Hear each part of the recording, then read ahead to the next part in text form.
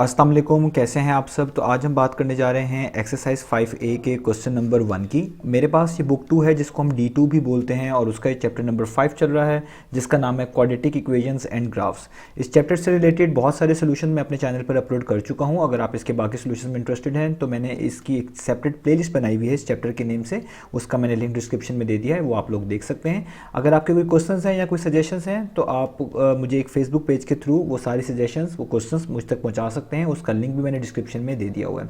तो आइए स्टार्ट करते हैं क्वेश्चन नंबर 1 को। क्वेश्चन नंबर 1 की स्टेटमेंट आपको नजर आ रही होगी, लिखा हुआ है solve each of the following equations.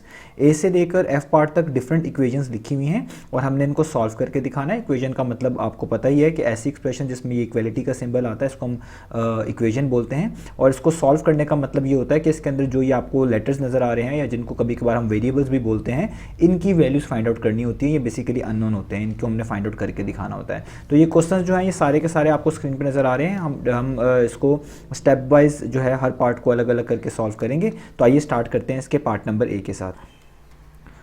तो आप लोग देख सकते हैं यहाँ पे पार्ट नंबर ए आपको नज़र आ रहा है। तो जब भी कोई इक्वेशन आपके पास इस तरीके से आएगी कि जिसमें दो चीज़ें मल्टीप्लाई हो रही हों, जैसे आप देखें यहाँ पे जो ये a लिखा हुआ है ये पूरा का पूरा मल्टीप्लाई हो रहा है किसके साथ, a-9 के साथ, और ये किसके इक्वल रखा हुआ है 0।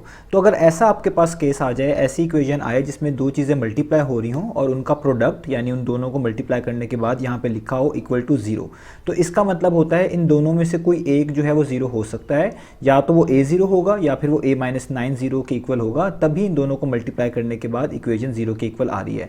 तो आपने क्या करना है, जब भी ऐसी इक्वेशन आए आपने लिखना है इसका सोल्यूशन क्या बनेगा। आपने इसका सोल्यूशन लिखना है कि जो a है, जो पहली वाली वैल्यू है, ये 0 के इक्वल हो सकती है और का वर्ड आपने यूज़ करना है, और a-9 भी 0 के इक्वल हो सकता है। तो ये आपने चीज़ याद रखनी है, दो चीज़ों का प्रोडक्ट 0 के इक्वल आए तो आप उनको इस तरह सेपरेट करके सॉल्व करेंगे। पहली वाली चीज़ को अलग से 0 के इक्वल रखेंगे और दूसरी वाली चीज़ को अलग से 0 के इक्वल रखेंगे।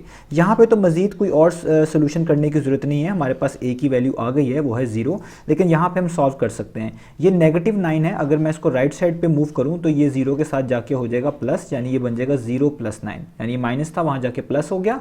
आप दोनों साइड्स पर अगर 9 को ऐड करवा देंगे तब भी आपको इसी तरह की इक्वेशन मिलेगी, क्योंकि लेफ्ट साइड पे 9 कैंसिल हो जाएगा और राइट साइड पे इस तरीके से 0 के साथ +9 आ जाएगा। ठीक है, अगर आप 9 दोनों तरफ ऐड करवा देते हैं तो हमें पता है 0 + 9 क्या होता है, 9। तो हमारे पास a का आंसर कितना आ गया, 9। ठीक है, तो ये हमारे पास दो आंसर्स आ गए हैं यहाँ पर, यही हमने फाइंड आउट करके दिखाने थे, इसी को हम इक्वेशन सॉल्विंग बोलते हैं।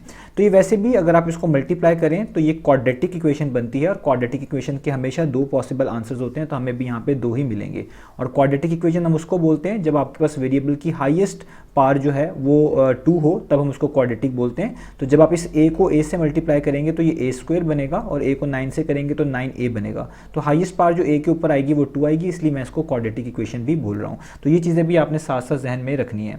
तो अब हम इसका करते हैं साथ ही बी पार्ट। तो अब मैं यहाँ पे लिख लेता हूँ बी पार्ट। तो बी पार्ट है हमारे पास b मल्टीप्लाई बाय b + 7 = 0। तो यहाँ पे भी ऐसे ही है, ये दोनों चीज़ें मल्टीप्लाई हो रही हैं और 0 के इक्वल रखी हुई हैं। तो ये हमने तभी इनको सेपरेट करके लिखना है जब ये चीज़ 0 के इक्वल हो। अगर कोई चीज़ 0 के अलावा लिखी हुई आएगी तब हम इसको इस तरीके से सेपरेट करके नहीं लिख सकते।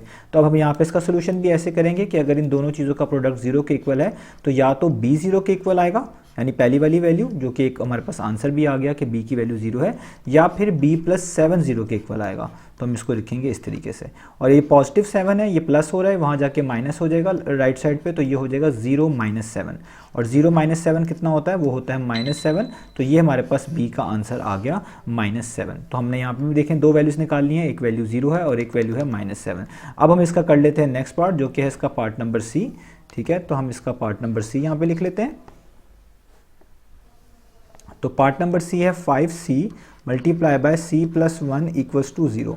तो ये भी ऐसे ही करना है। यहाँ पे भी आप देखें ये फर्स्ट पूरी टर्म, आप इसको एक पूरी टर्म मान लें, तो ये है 5c, और आगे आपके पास ये पूरी एक्सप्रेशन लिखी हुई है c + 1 ब्रैकेट में, और ये दोनों मल्टीप्लाई हो रही हैं और 0 के इक्वल है। तो सेम प्रोसेस, तो आप जो फर्स्ट वाली टर्म पूरी लिखी हुई है उसको अलग से आप 0 के इक्वल रखेंगे, और का वर्ड यूज़ करेंगे, और जो आगे ब्रैकेट में लिखा हुआ है c + 1 इसको अलग से 0 के इक्वल रखेंगे।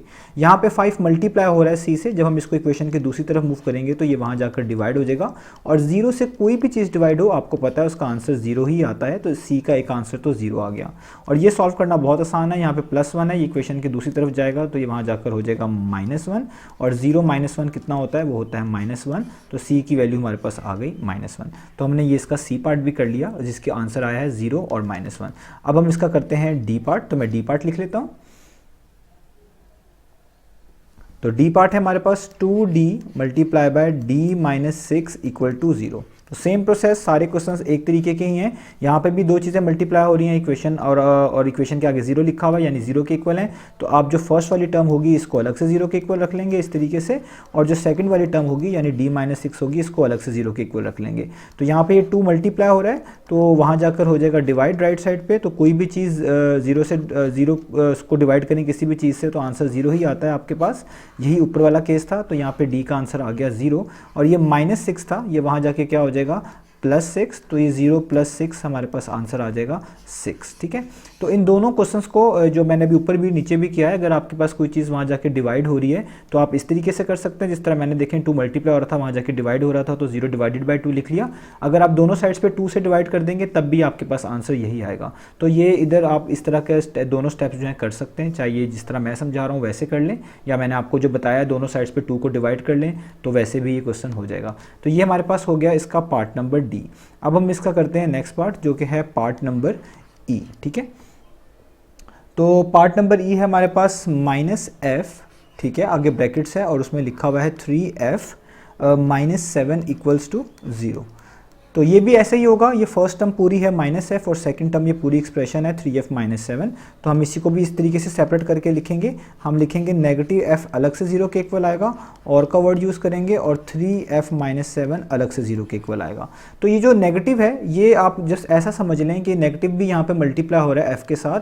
जब ये वहाँ जाके 0 से डिवाइड होगा तो ख़त्म हो जाएगा, यानी 0 के साथ हम कोई भी साइन नहीं लगाते क्योंकि 0 एक न्यूट्रल नंबर होता है, ना ये पॉजिटिव होता है ना ये नेगेटिव होता है। तो अगर आपके पास कोई चीज़ यहाँ पे इस तरह पीछे नेगेटिव लिखी होती, चाहे वो नेगेटिव नंबर की सूरत में होती है, खाली नेगेटिव होता, खाली नेगेटिव का मतलब है -1। तो अगर आप 0 से कोई भी चीज़ वहाँ जाकर डिवाइड करेंगे तो वो 0 ही हो जानी है, इसलिए मैंने नेगेटिव हटा दिया यहाँ से। यहाँ पे आपको थोड़ा सॉल्व करना पड़ेगा, ये -7 है यानी माइनस हो रहा है यहाँ पर, तो इसको इक्वेशन के राइट साइड पर मूव करेंगे तो ये हो जाएगा +7। आप दोनों साइड्स पर 7 भी ऐड करवा सकते हैं, तब भी आपको यही रिजल्ट मिलने वाला है। तो 0 + 7 कितना होता है, वो होता है 7। अब यहाँ पे 3 बचा है f के साथ, क्योंकि f की वैल्यू फाइंड करनी है, f के साथ तमाम चीज़ें अलग करनी है, उनको दूर करना है उधर से। तो 3 अभी भी f के साथ है, 3 यहाँ पे मल्टीप्लाई हो रहा है। जब भी हम इसको इक्वेशन के दूसरी साइड पे मूव करेंगे तो ये वहाँ जाकर डिवाइड हो जाएगा, यानी हमारे पास आ जाएगा ऊपर 7 आएगा और 3 नीचे जाके डिवाइड हो जाएगा। इसी चीज़ को आप मिक्स फॉर्म में भी लिख सकते हैं, नीचे आप लिख लें 3 2 टाइम्स होता है 6, और 6 में 1 प्लस करने से 7 आता है तो वो हम 1 ऊपर लिख लेते हैं। तो ये दोनों ही आंसर्स आप लिख सकते हैं, दोनों ही f के आंसर्स कहलाए जा सकते हैं। इन दोनों में से कोई एक यूज़ कर लीजिएगा और एक आंसर तो f = 0 आ चुका है। तो अब हम करते हैं इसका नेक्स्ट पार्ट। तो ये हमारे पास था पार्ट नंबर ई, अब हम इसका कर लेते हैं पार्ट नंबर f। ठीक है, तो पार्ट नंबर f है -1/2h इंटू 2h + 3, यानी -1/2h और आगे ब्रैकेट्स है और उसमें 2h + 3 लिखा हुआ है और ये भी = 0 है। तो ये लास्ट पार्ट भी बिल्कुल ऐसा ही है, आपके पास दो चीज़ें मल्टीप्लाई हो रही हैं और वो 0 के इक्वल हैं। आप इसको पूरी फर्स्ट टर्म मान लें, इस सारे को ब्रैकेट में सेकंड मानें, तो फर्स्ट वाली टर्म को अलग से आप 0 के इक्वल रखें और का वर्ड यूज़ करें, और 2h + 3 को आप अलग से 0 के इक्वल रखें। अब यहाँ पे ये 2 डिवाइड हो रहा है और आपको पता है जो चीज़ यहाँ पे डिवाइड हो रही होती है वो इक्वेशन की दूसरी तरफ जाके मल्टीप्लाई होती है। तो ये 2 जो है इक्वेशन के राइट साइड पे जाके मल्टीप्लाई हो जाएगा, तो यहाँ पे आ जाएगा -1h, 0 × 2 0 होता है। हमने क्योंकि h की वैल्यू फाइंड करनी है उसके साथ नेगेटिव लगा हुआ है, तो -1 यहाँ पे h से मल्टीप्लाई हो रहा है, ये भी वहाँ जाके जब 0 से डिवाइड होगा तो 0 डिवाइडेड बाय एनीथिंग हमेशा होती है 0, तो h का एक आंसर तो आ जाएगा 0। अब यहाँ पे हमने करना है, तो देखें ये +3 है, जब +3 को इक्वेशन के दूसरी तरफ मूव करेंगे तो वो माइनस होगा, तो ये हो जाएगा 0 - 3। तो यहाँ पे 2h आ जाएगा, 0 - 3 आपको पता है -3 होता है, और यहाँ पे 2 मल्टीप्लाई हो रहा है, ये भी वहाँ जाकर डिवाइड होगा तो ये -3 के नीचे इस तरह 2 आ जाएगा। आप इसको मिक्स फॉर्म में भी लिख सकते हैं, आप नीचे वाला जो डिनोमिनेटर है वैसे लिखें 2 1 टाइम्स होता है 2, और उसमें क्या प्लस करने से 3 आता है, उसमें प्लस करने से 3 आता है 1, तो यहाँ पे लिख दूंगा 1 और ये नेगेटिव साइन वैसे का वैसे ही आ जाएगा। तो ये हो गया हमारे पास इसका पार्ट नंबर H। तो ये था हमारे पास एक्सरसाइज 5A का क्वेश्चन नंबर 1। उम्मीद है आपको समझ आई होगी। इंशाल्लाह नेक्स्ट वीडियो में मिलेंगे बाकी सॉल्यूशंस के साथ।